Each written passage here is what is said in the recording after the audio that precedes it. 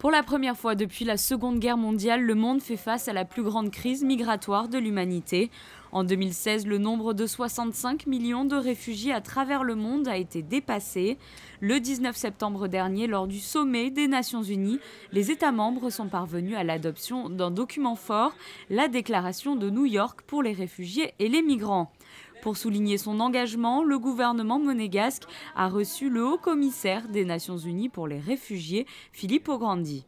Monaco est un petit pays qui se fait grand par sa solidarité. Donc, je tenais à le dire ici même aujourd'hui. C'est un message important, surtout aujourd'hui où la solidarité est parfois un peu difficile dans le monde.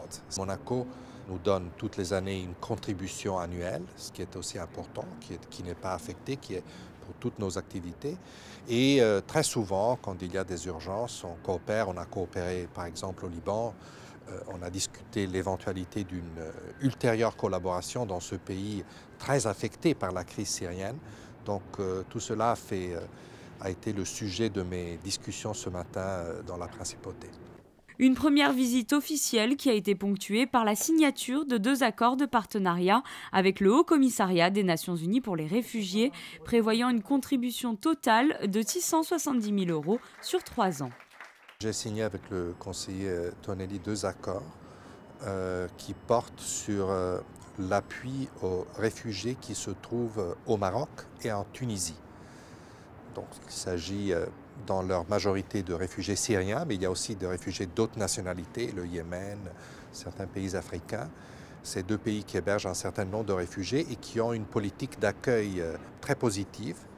Et je suis content que Monaco soutienne ces 2 pays. Donc c'est un soutien à leur capacité d'accueil, mais c'est un soutien aussi également directement aux réfugiés, surtout pour augmenter leur capacité à trouver un emploi, pour soutenir les cas les plus vulnérables et d'autres aspects de l'assistance.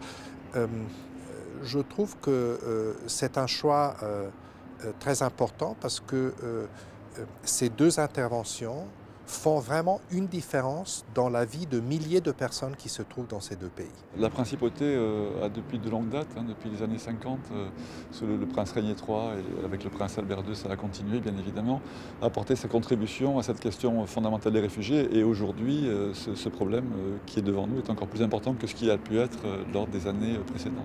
La Principauté recherche toujours par l'intermédiaire de sa direction de la coopération internationale des projets spécifiques et qui nous permettent d'apporter notre contribution à cette coopération internationale.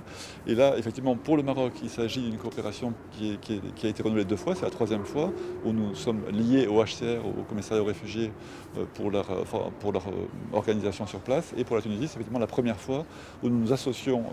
On a d'autres affaires, d'autres projets en Tunisie, mais là, avec le HCR, c'est le premier que nous faisons en collaboration avec eux. À noter que le Haut-Commissariat pour les réfugiés constitue en 2017 le 3e partenaire onusien de la coopération monégasque avec l'Organisation mondiale de la santé et le Programme alimentaire mondial.